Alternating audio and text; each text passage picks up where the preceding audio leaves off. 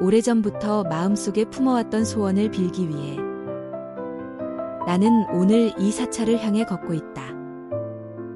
길은 예상보다 가팔랐고 계단 하나하나가 세월의 무게를 머금은 듯 무거웠다. 그럼에도 나는 발을 멈추지 않는다.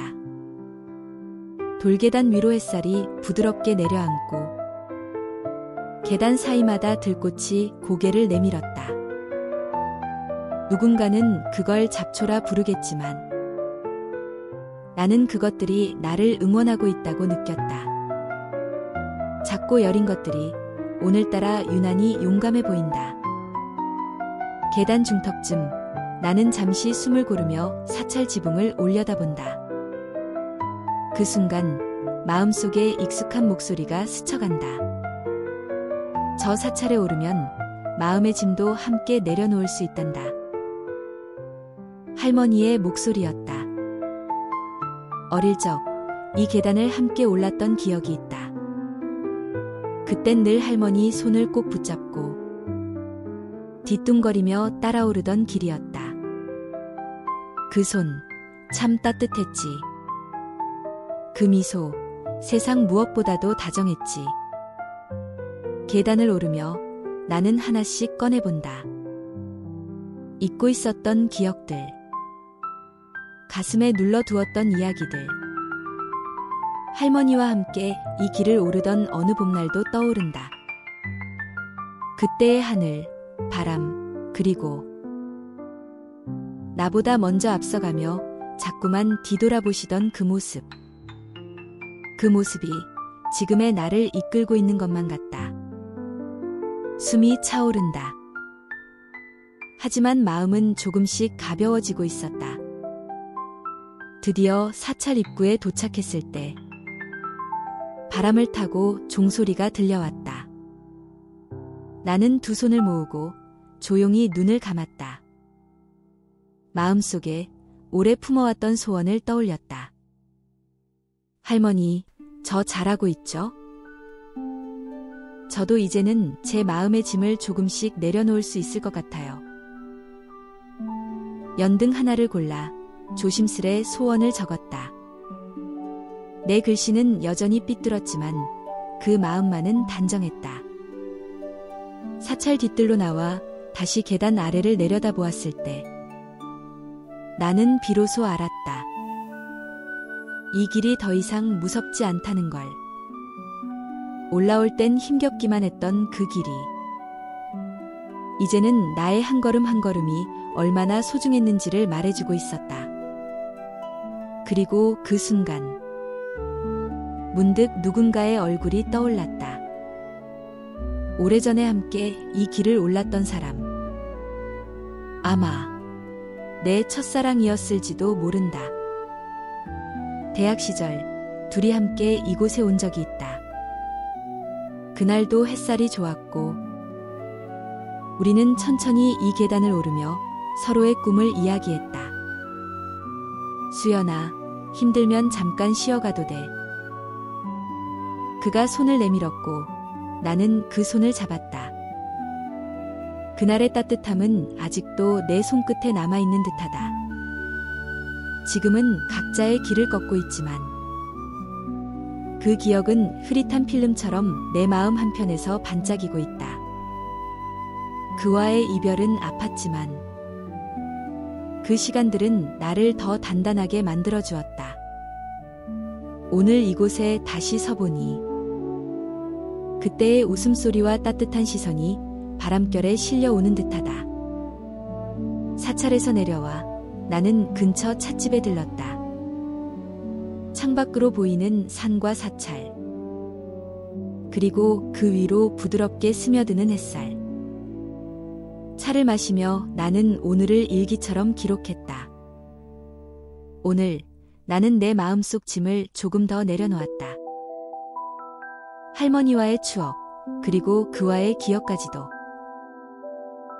이젠 내 안에서 따뜻한 힘이 되어주는 것 같다. 창가에 앉아 나는 생각했다. 앞으로의 길이 두렵지 않다고, 다시 꿈꾸어도 괜찮다고, 돌아오는 길, 나는 내게 조용히 말해주었다. 고마워, 할머니. 그리고 고마워, 나 자신에게. 사찰에서 내려와 나는 근처 작은 찻집에 들렀다. 간판이 발에 있었고 창문 틈으론 오래된 먼지 냄새가 비쳤다. 하지만 이상하게 마음이 끌렸다.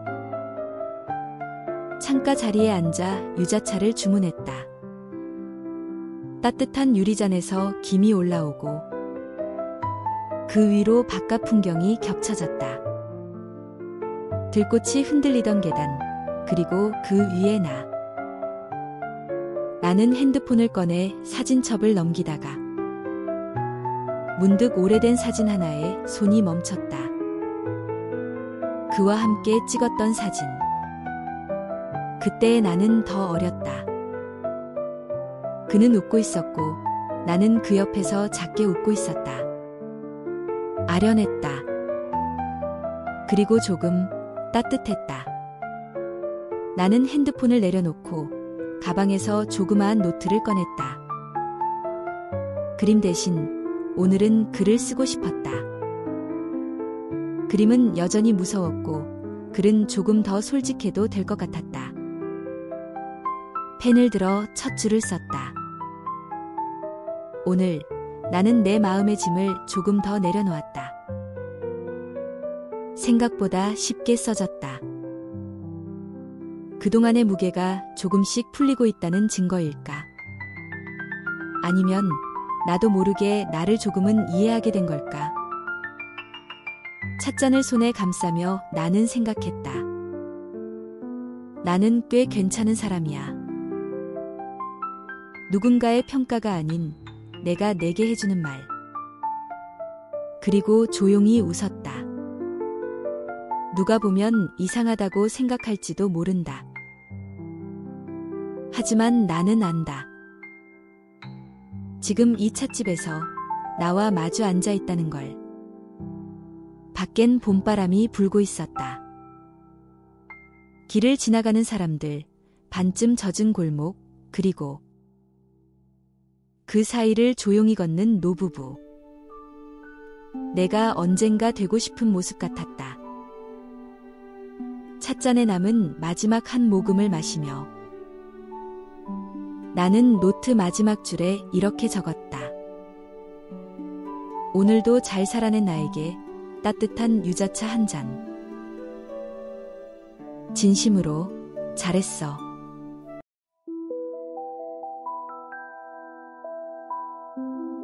집으로 돌아온 날 밤. 나는 문득 아주 오래된 서랍을 열었다. 그 안엔 먼지가 소복히 내려앉은 작은 스케치북이 있었다. 마지막으로 이걸 꺼낸 게 언제였더라. 기억조차 흐릿했다. 나는 조심스럽게 스케치북을 펼쳤다. 그 안엔 수많은 시작과 미완성이 있었다. 그러다 한 페이지에서 멈췄다. 그림은 아니었다. 작고 흔들리는 글씨로 쓰인 메모 한 줄. 수연아, 넌 언젠가 이 길을 다시 오를 거야. 그땐 혼자서도 웃고 있을 거야. 할머니의 글씨였다. 눈물이 날 뻔했지만 대신 웃음이 먼저 났다. 정말로 나는 지금 혼자서 이 길을 다시 오르고 있다. 그날 밤 나는 캔버스를 꺼냈다. 손끝이 떨렸다. 물감 튜브의 색들은 여전히 선명했고 붓은 오래 쉬었지만 나를 기억해주는 것 같았다. 첫 선을 그었을 때 마음속 깊은 곳에서 조용한 숨소리가 났다. 무언가 살아나는 느낌이었다. 계단 위에서 마주친 햇살, 들꽃 사이로 스쳐간 바람, 그리고 그날의 나. 그 모든 것들이 선이 되고 색이 되어 캔버스 위에 번져갔다. 그림은 서툴렀다. 하지만 마음만큼은 진심이었다. 작업을 하다 잠시 멈췄을 때 나는 깨달았다. 그림을 그릴 때 나는 누구의 평가도 기대도 신경 쓰지 않았다. 오직 나와만 마주하고 있었다. 그게 참 오랜만이었다. 책상 옆엔 따뜻한 조명 하나만 켜져 있었고 창밖엔 봄비가 조용히 내리고 있었다. 그날 밤 나는 조용히 혼잣말을 했다. 이렇게라도 다시 그릴 수 있어서 참 다행이다.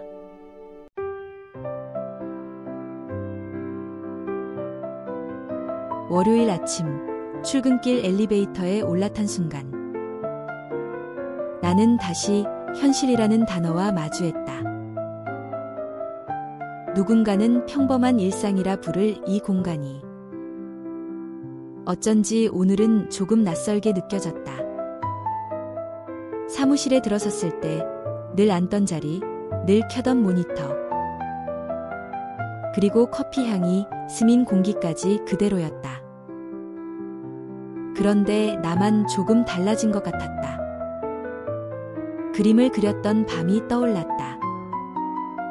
그 밤엔 세상도 조용했고 나 자신에게도 솔직할 수 있었다. 하지만 여기선 다시 타이핑 소리, 메일 알림음, 그리고 회의실 안에서의 눈치와 말투가 내 하루를 끌고 가기 시작한다. 팀장님이 말을 건다. 수연 씨, 지난 기획안 정리 잘 됐어요. 이번 PT도 한번 맡아보는 건 어때요? 나는 웃으며 대답했다. 네, 해보겠습니다. 입 밖으로 나오는 그 말이 어쩐지 내가 아닌 사람의 목소리처럼 들렸다. 점심시간, 옥상에 올라가 도시를 내려다본다. 하늘은 맑았고 멀리서 들려오는 자동차 소리가 낮게 깔린 음악처럼 울린다. 나는 핸드폰을 꺼내 사진 접속 그림을 다시 본다. 작업실에서 그린 그 첫 그림, 들꽃과 햇살, 그리고 계단 위에 선 나. 저 순간 나 진짜 나였지. 나는 묻는다. 회사 안에서도 나로 살 수 있을까? 답은 아직 없지만 그래도 오늘은 이렇게 옥상에서 그림을 떠올리고 있으니까 그걸로 충분할지도 모르겠다. 현실이라는 계단은 가끔 숨이 차다. 하지만 나는 안다. 숨을 고를 수 있는 나만의 계단도 있다는 걸. 그리고 언젠가 이곳에서도 웃으며 말할 수 있을 것이다. 나 여기서도 나답게 살고 있어.